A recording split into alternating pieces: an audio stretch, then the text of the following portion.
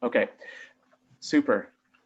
Well, for a proper welcome, let me turn it over to the Executive Director of Healthy Democracy, Robin Teeter. Well, good evening, everybody. My name is Robin Teeter. I am the Executive Director of Healthy Democracy.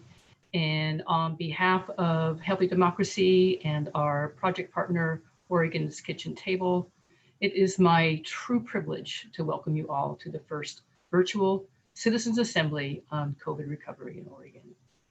I want to first thank the 40 Oregonians who answered the call to service as our Assembly panelists. We are so honored to have you as part of this important project and appreciate your dedication to what it means to be an active citizen in your own democracy. Some have called democracy in America the great experiment, and the Citizen Assembly project proves that the experiment continues. Part of what makes this one special is you, the panelists. There are 40 of you from communities from across the state, places like Klamath Falls, Baker City, Milton Freewater, Grants Pass, Medford, Milwaukee, Drain, Dallas, Albany, Eugene, Redmond, Bend, Hillsborough, Scappoose. What am I leaving out? Newburgh, Oakland, Waldport, Scioto, Portland. There's more. That's what I can remember off the top of my head. And you're also here as Oregonians, the one community of Oregon. Democracy is often described as thick or thin, and we really need both types. Thin democracy refers to things like voting. It involves a lot of people, but not really much depth.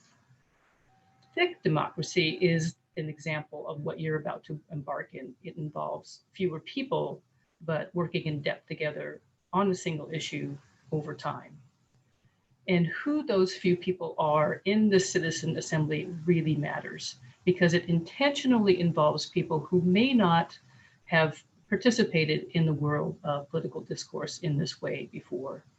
You were each randomly selected, yes, and you're also reflective of the diversity of Oregon in categories such as age, gender, race, political party affiliation, which could actually be none, geography, and the like.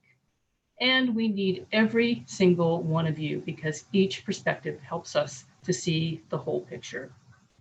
So the goal of this Citizen Assembly is to draft a recommendation or set of recommendations related to COVID recovery in Oregon that can be used by decision makers at really any level to better inform their planning or policy development.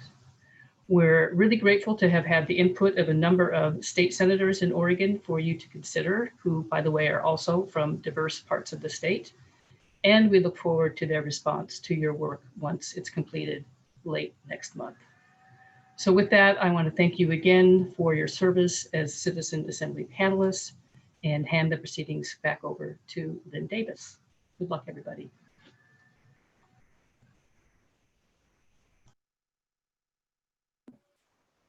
All right. Thanks, Robin. And yeah, thank you so much for in advance for the service you're going to do to Oregon for Oregon legislators. But as Robin said, potentially lots of folks who might read about it in the press or see the results afterwards who work in local governments or work for nonprofits or other kinds of agencies.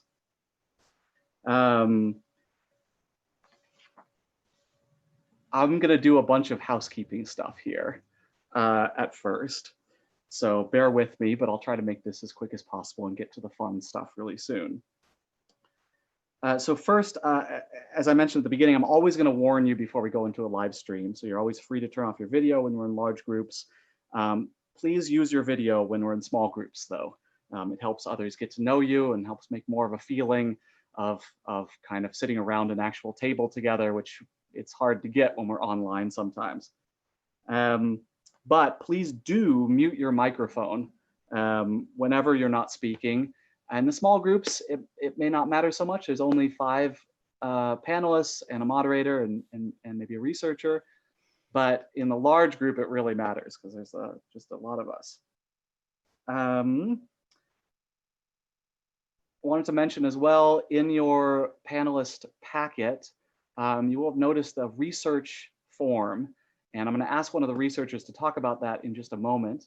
But one thing you should know is that as part of that consent, part of it involves the researchers, not us, I should mention, and not on the live stream, but the researchers only for research purposes, recording what happens in the small groups, so that they can both pursue their research goals, but also help all of us make the process better.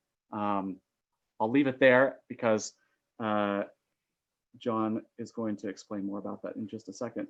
But first I want to say a couple more little housekeeping things here. We'll only ever use first names here, except if there's a couple of us, I think there are 2 people named Nancy, and there's a couple of folks on the moderating team actually named Robin. You just heard from Robin T, but there's also a Robin H who will appear at the next session. So otherwise, first names only, please. That's just to respect everybody's privacy. We know that, well, none of us really are public figures, so it respects everyone's privacy. If you have a certain nickname you like to use, or if you use particular pronouns, feel free to say those. In fact, let me demonstrate by giving a little introduction of myself here. You'll do this in a few minutes in your small groups, but my name is Lynn. He and him is fine. I live in Portland, but I'm from Milwaukee, and this Milwaukee. And the third thing we're going to ask to do as introductions is one thing you put on hold to be here, which for me, I've just realized is watering my garden, because I did not do that today, and it was pretty hot, and I was working all day, and I have to remember to do a little late night watering today. I want to introduce the staff. There's all of you. You are the most important part of the assembly. But there's also a process advisor, that's me.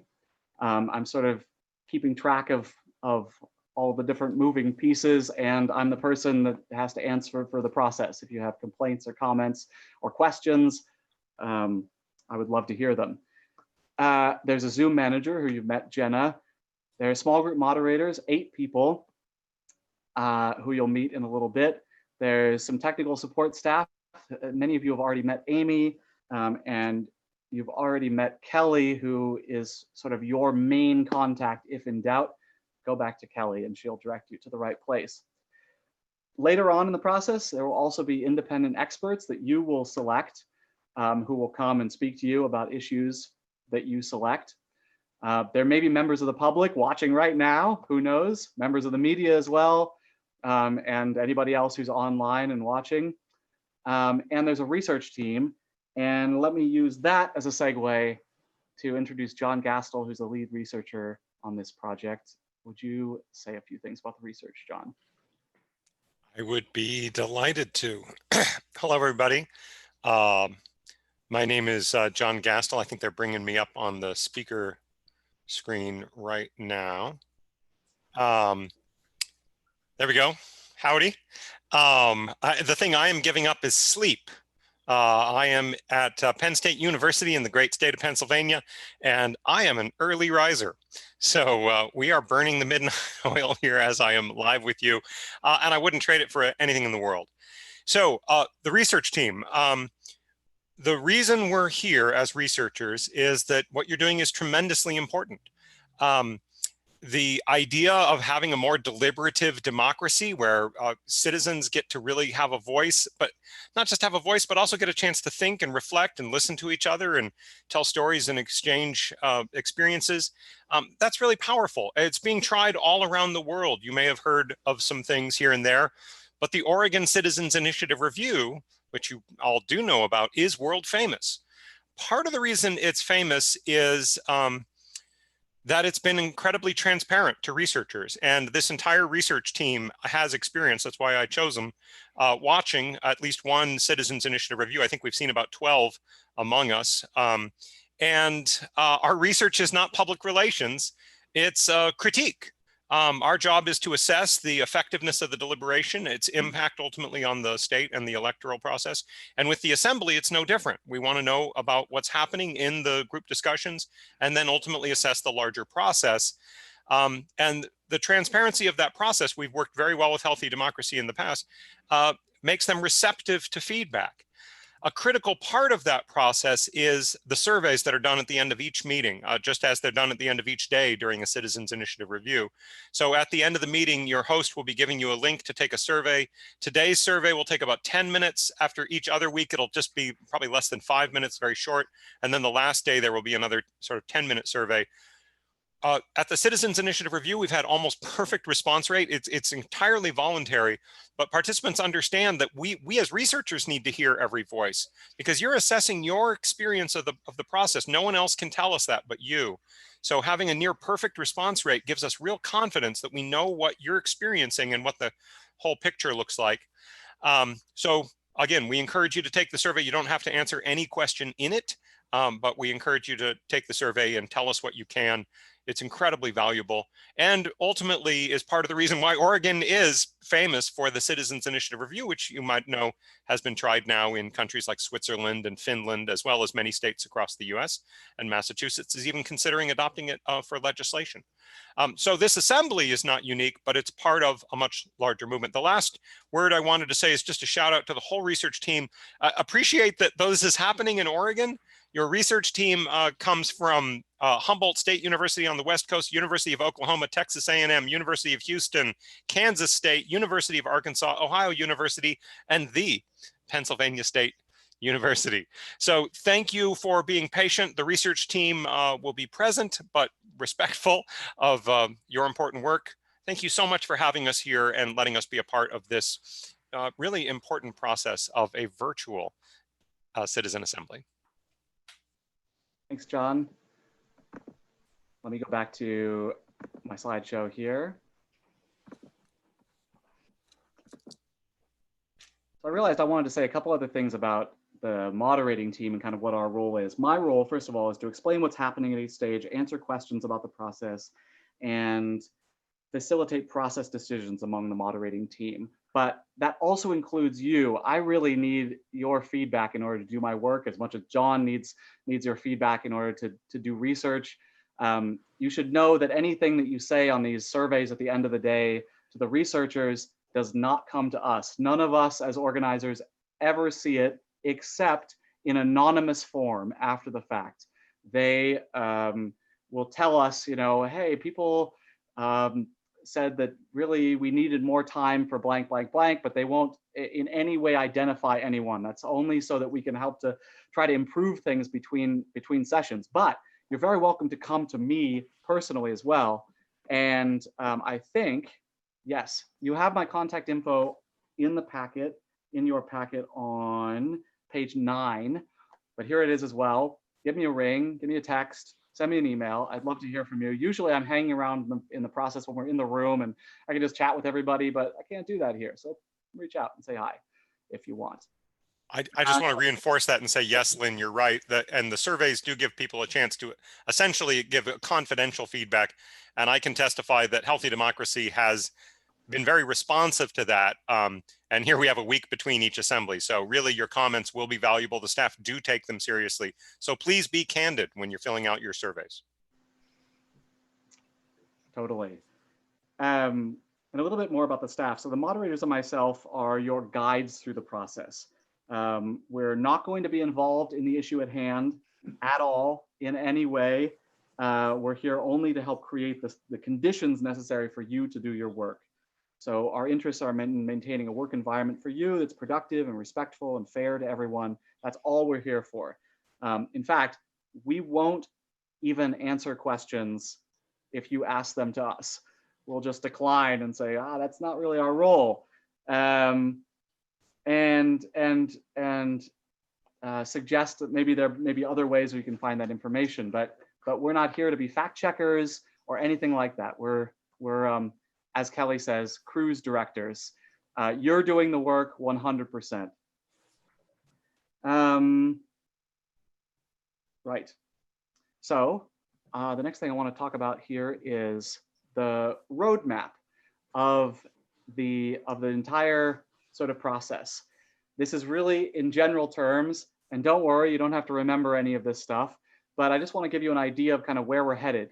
So we're going to start out doing two things kind of at once, talking about these general principles, which will end the day sort of brainstorming today and continue working on for week 2 and week 3 before you finally land on sort of final principles that you will prioritize as your priority things that and these are the things, I'll explain more about this later, but on which all decisions should be made, you feel like. This is not, I should say, a consensus-based process. So you don't all have to agree. 40 people, that would be very hard, but you will deliberate with each other for some substantial time and then prioritize together what you think the most important principles are that should underlie any decisions that you make as a panel later on, or that legislators or other people make beyond this process. You'll also at the same time be gathering information. So listening to a number of different speakers over the next few weeks of various areas of expertise, and the potential to do your own research as well. And there'll be a little bit of information just coming up here very shortly, right in the middle of this meeting. We'll land right into the information. We'll also then, starting on week 4 and going into week 5 and 6, you'll be working on some recommendations, even as you're still gathering information, still pulling out of those some specific recommendations on whatever issue area you decide to focus on. So after next week, you together will decide on a sort of issue area to focus during these few weeks, because we don't have very much time. That's not to say that there's not the potential to come back to future topics in the future. There's a potential that this might continue past 6 weeks, optional, of course, and with additional pay and all that jazz, but it's out there. But for these 6 weeks, we'll just be dealing with some principles and then sort of one specific topic area that you'll be focusing in on. All right, I just want to go over quickly some of the basic discussion guidelines, and I should say this is all in your panelist materials on page 11 if you'd like to follow along there. I'm just going to go over it really quickly, but just some general stuff that we ask. As I said, one of our main roles is just ensure that this is a respectful environment for everybody, and everyone's sort of getting the most out of it that we can. So first, a few things just on one slide here. The next ones will have individual pictures. Use respectful body language and verbal language, please. This is really important. It's even important on Zoom. We can all see you. You can see me. I'm going to try not to pick my nose. No promises. But yeah, it's really essential, and not just sort of not harassing people verbally, but sort of being disrespectful, and sort of checked out can really be hard in a small group of only 5 people. Speaking of which, minimizing distracting behavior. Please, these are only 2-hour sessions and we don't have much time, so please turn off your cell phones. And if at all possible, don't respond to text messages. Of course, if it's an emergency, take care of it. Take care of yourself. That always comes first. But please be respectful of everybody else who's in your small group and working and needs your voice. And please attend all sessions and be attentive. As we said in the materials, you won't get paid actually unless you're here for all the sessions. So please be here. Of course, extreme extenuating circumstances, get in touch with us. So these are in the category that's listed tips for successful deliberations. And the first one is to be open to new ideas and listen with care. You're going to hear a wide range of perspectives and a lot of people that disagree with you. In fact, that's the whole point of the way that these are designed, is that you know from the outset that there are a certain percentage of people in here who probably you're going to disagree with about a lot of things. But that's okay, that's good. We should all be talking to each other, and we can all get to more better quality solutions if we hear all the different sides of an issue. But that does require listening first before taking a position. There'll be lots of time to take positions, no sweat, but try to pick out the meaning of what folks are saying first. Try to keep focused on the issue at hand. As I said, such limited time, so please refrain from sort of side conversations or getting off on tangents that aren't related to the immediate work because there's such limited time. With that in mind, please speak clearly and briefly and share airtime. The moderators are here to help with that, but you can help them as well. Your job is, as a panelist, is to try to make their job as non-existent as possible. So try to share airtime with your fellow panelists. Participate fully, however.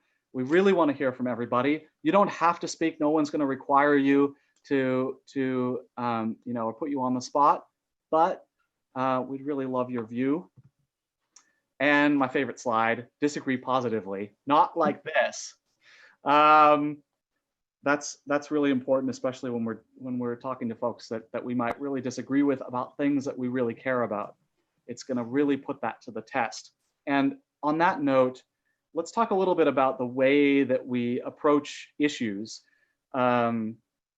So traditionally, as we all grow up and sort of understand how to deal with political issues, we grow up in a world that is totally debate oriented, where, in this metaphor, sitting on opposite sides of the issue, on opposite ends of the table, and yelling at each other and trying to beat each other down or win the next election or whatever it is until we get our way. And sometimes we end up convincing a few people that are kind of hanging out in the middle, but a lot of us have kind of taken a side, and that's it. Well, we're going to be dealing with a lot of very specific issues, some of which don't even necessarily have a clear-cut side, and in any case, where there's lots and lots of gray area. One of the purposes of this kind of democratic exercise, and I should say, John mentioned the Citizens Initiative Review, which you might actually not know what it's about, but it's been in Oregon for about 12 years, this kind of thing, evaluating ballot measures, though. So a group just like you, but instead of kind of an open-ended issue like COVID, it would be ballot measures and then producing statements for the voters pamphlet that voters use to help vote. But in all these kind of processes, the idea is to come to the same side of the table, not necessarily be on exactly the same side, the same page. In fact, it's great if we have differing views. That's part of the point. But to be looking at the issue and trying to problem solve and collaborate and see where can we find some common solutions here. We might not always agree, but we're going to try to get as close as possible. All right, I think that's the stuff I need to say there. And I think we're making pretty good time. I would normally ask if anyone had questions, but because this is such a big group and time is so limited, I'm not going to do that. Please hold your questions and get in touch with me or with Kelly or with any other of the staff. We'd love to answer them. And your small group moderators might be able to answer some questions too.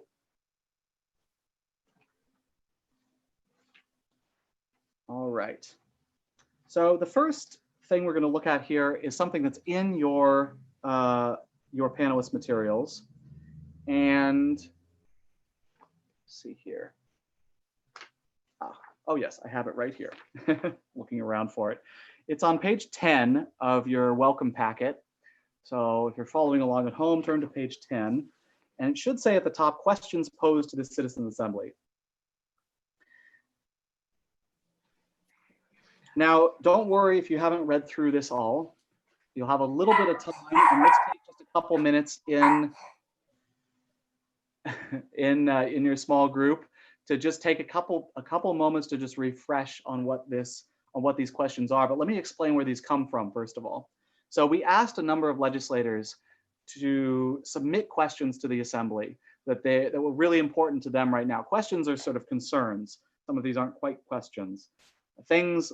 And these are things that came out of it. They came from 3 legislators, you'll see down there, 2 Democrats and a Republican from different areas of the state.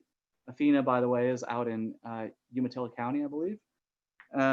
Ashland down in Southern Oregon, and Portland, you know where Portland is. So these are 10 questions that they individually submitted, and they relate to, there's some big picture things like sort of individual freedoms versus good of the group.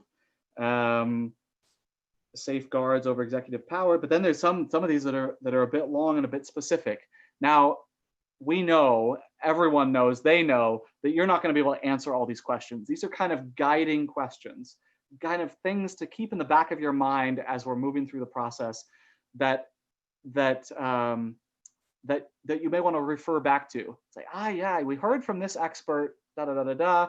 That might help us kind of start to answer one of these questions. Or when we start to choose a specific policy topic at the next meeting, within that topic, you might, well, in fact, we will go back to these questions and say, okay, now in these questions, what are some things in this topic that may answer some of these questions? These are sort of guiding questions. But first, we're just going to take a couple minutes. We're going to take a few minutes in small groups, and moderators, not quite as much time as is on the agenda, unfortunately, but almost. We'll give you a 5-minute warning as promised. And just take a few minutes to just give, first of all, introduce yourselves in the small groups using that introduction, those 3 introduction questions, and then just a few first impressions on what you think about these questions, and that's about it. First thoughts. It's very open-ended, I know, and we're not going to be taking notes. One more thing to say here, which is you'll be sharing right off the bat here already some of your personal values, no doubt, and that's just fine. But your goal, especially early on, is to still, even as you're sharing your personal feelings about stuff, stay as open-minded as possible. Look for the bits in other people's comments that might ring true to you, even in a small way, and put your scientist cap on. You don't know, and none of us know what the result of this experiment might be, but you're making hypotheses and sort of collecting data in the meantime. So keep your mind open, and let's practice sort of listening to each other, even on this first very general topic, as we just give some first impressions on these questions. So with that, let's move into our small groups. I'll see you in a bit, everybody. Awesome. And just hang on one quick moment. I need to make sure everybody's ready to launch. All right.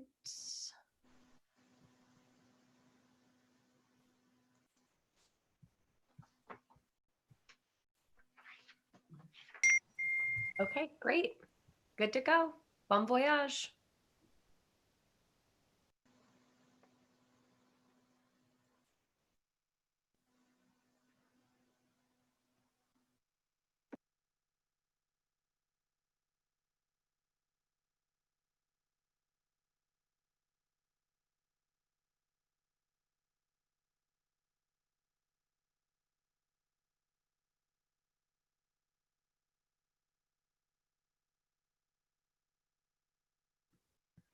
Carlos, let's see.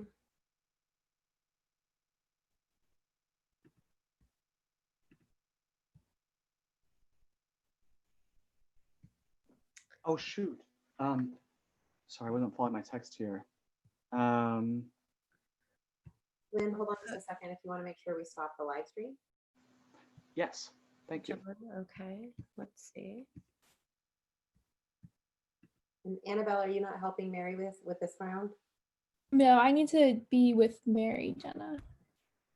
Oh, okay. I hadn't heard that. Let me see if I can move you over.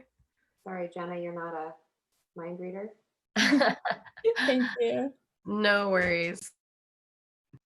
And Lynn, Jenna noted that we have a couple extra researchers. Are they assigned to groups as well?